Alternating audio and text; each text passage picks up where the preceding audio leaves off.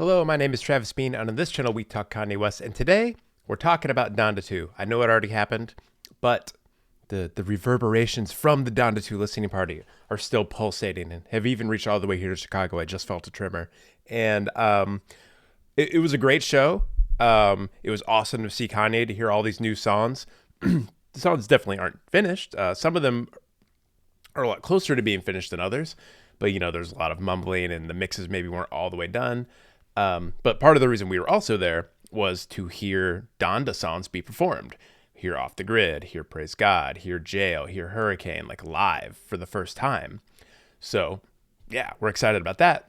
Only issue was there were sound problems. And you could most notably see it when Fivio was rapping. He was just like always like a split second behind his verse because like the actual song was playing and he was going to be rapping over it. But instead, like he kept saying the line like a split second after we all heard the line. And he must have realized it at some point and just started like shouting the lines after they've been said, which was kind of funny actually and entertaining and fun. You could tell he was out there to have fun, like probably the biggest moment of his career up to that point.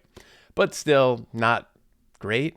A lot of people were upset, including Kanye. I don't know. I should have pulled this up actually where Kanye throws mic gif, which should be a classic gif. Yeah, it doesn't look like it's showing up. But yeah, obviously he, if you want to go find it here, here's a kind of like a little animation of it, sort of like a comic book of Kanye throwing the mic. He just got pretty pissed and threw it because he knew like it was probably a lost cause and it wasn't going to be fixed. And why have a microphone if you can't really use it properly? So he got rid of it. And it was kind of like it the rest of the night. And Kanye fans were, okay, understandably upset. Like that, I mean, that sucks. Like you pay money to go see a show. You want to hear Kanye perform.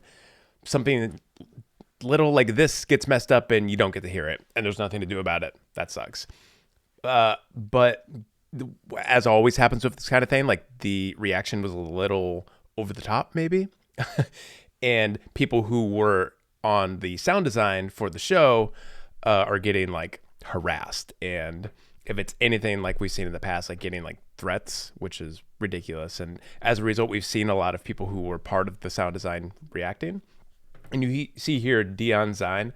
I tried looking some of these people up to see where they all work, and it was a little painstaking and honestly like not that important, but like these people basically were working on the sound of the event. And I pulled up his Instagram here. I've been seeing my name trending, and I've been trying to remain respectful of privacy of such a large scale artist, but now I must clear the air. My job function in Ye's Donda 2 live stream was to provide SFX to enhance the visual performances. I am not responsible for any musical playback nor vocal audio issues experienced on 2/22/22. And then you see him adding a little bit here. My job as a sound designer is the art and practice of creating sonic textures, sound treatment for various needs. So like fire burning sonics, motorcycle circling, sequencing of the cast and performers from treading the pool. My job is executed at the highest level without a hitch nor error. For the record, I am not responsible for any musical playback functions. I already said that. So yeah, honestly, like covering his bases there, saying like there are a lot of reasons like things could have gone wrong. Like nothing I did was one of them. People also seem to be going after William Beats, who I really can't find any information on. There are multiple people named William Beats, I guess. And I go to this link and it doesn't go anywhere. So I couldn't get much information there. He originally posted this and just said, wasn't me, no comment or anything. And people just said like, find God over and over. And then in this post, for those wondering, we're 99% sure what happened last night was due to RF interference, most likely from a third party. That's the part to pay attention to. Any faulty equipment has been ruled out, and no, the water played no factor.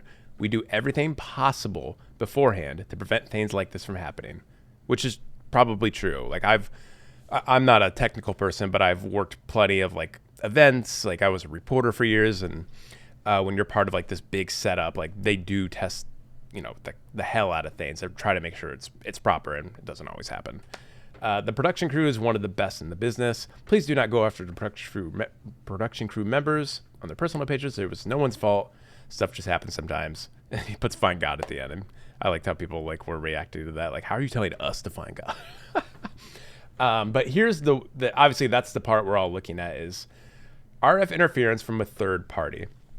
Now, everyone instantly starts saying like Pete Davidson, Skeet, Kim, which like, I guess you can't really rule something like that out. Like, I guess somebody could sabotage Kanye's event, but RF interference, radio frequency interference. I did a bit of research on it, and it's more just like it's a big problem usually in urban environments because there's a lot of like just radioactivity going on. Electromagnetic fields such as radio and TV signals travel through space or air at the speed of light, about 300 million whatever m's are per second. Because wavelength is a physical distance when such a signal travels during a single cycle. As frequency increases, wavelength decreases. So basically, like being in a city like Miami, there's a lot of going on. There's a lot of signals, and like this kind of thing can happen, which is why you test and you try your best to reduce the problem. Which I was, there's plenty of ways to find any RF interference you could be experiencing and stop it. Locate and treat the offending source. Keep cable as short as possible. Like these are all things you can do, and they probably did do to help with the problem. But maybe it just, who knows what the problem is? Something in that area where they were trying to pass all of these signals and properly relay the sound between like the people performing and what we're hearing overhead, like it didn't work, and it created a slight interference. Split second delay ruins everything. Like such a little thing caused such massive disruption, right?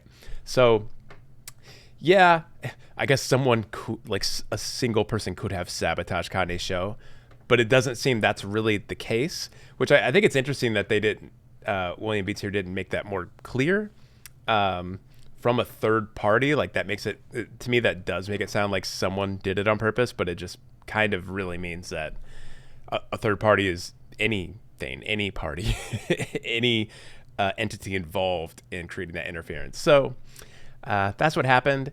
It's unfortunate. I guess the response, another response to this is like, okay, there was something happening from a third party, and they did test the heck out of it and tried to make sure it didn't happen. But there are things you can do to stop it, and whatever they did obviously wasn't enough. And it's, a few times now Kanye's had trouble with sound at his shows. It's happened over the years. Like when we went to the first listening party, we couldn't hear like any of the words. Could barely, really all we were getting from the show was like the ambient tones of the music and kind of generally the mood and feel, but we couldn't like hear the music or anything. It was kind of the same at the Chicago listening party. Night and day difference with the Miami show, where we could hear everything like really well. It was awesome. So they did a good job with the sound up to a point, and there seemed to be an issue that wasn't corrected. Maybe it's, I hate to fault Kanye at all. Obviously, it's not his fault. He hires a team to take care of this stuff because they know what they're doing and they know what they're talking about. But with these like sort of last second shows, not that the show was too last second, but like that's how Kanye rolls, and that's one thing I like about Kanye is like he gets a spark, he gets this energy, and they go. And maybe when you function like that, and when you're planning a show like this and you're kind of just in the heat of the moment, maybe little tiny things get missed. And again, like a little tiny detail probably caused this mass thing. And that just seems, I don't know, I guess it's a learning lesson, right? Like hopefully they get this kind of stuff fixed next time. If there's going to be another listening party, 5E will get another chance to do Off the Grid. And hopefully they get it all fixed. But yeah, that's kind of the news. I just thought that was interesting, and I didn't know if anyone saw what they'd been talking about over on West Sub ever. We'll see if more and more people respond, because it sounds like multiple people are getting harassed for this stuff. I would just encourage you to not do that. People, they're just doing their jobs. Not everyone is perfect, and If anybody should just be upset, it should be Kanye. Just like let Kanye be upset about it and fix it for next time, and we'll just wait for next time. All right, thanks for watching. Please like the video, subscribe below, comment, tell me all about whatever what's going on in your life. Today, I went to the doctor. I had surgery on my cheek last week, and it's healing up pretty nice. It's a little noticeable right now, but the color will die down, and he actually like put it in like one of my little creases, as you can see, because I get these like big like insane clown-like creases in my face whenever I smile. He was like, "Oh, that's nice. Like I can just put it right in there," and I was like, "Oh, sweet."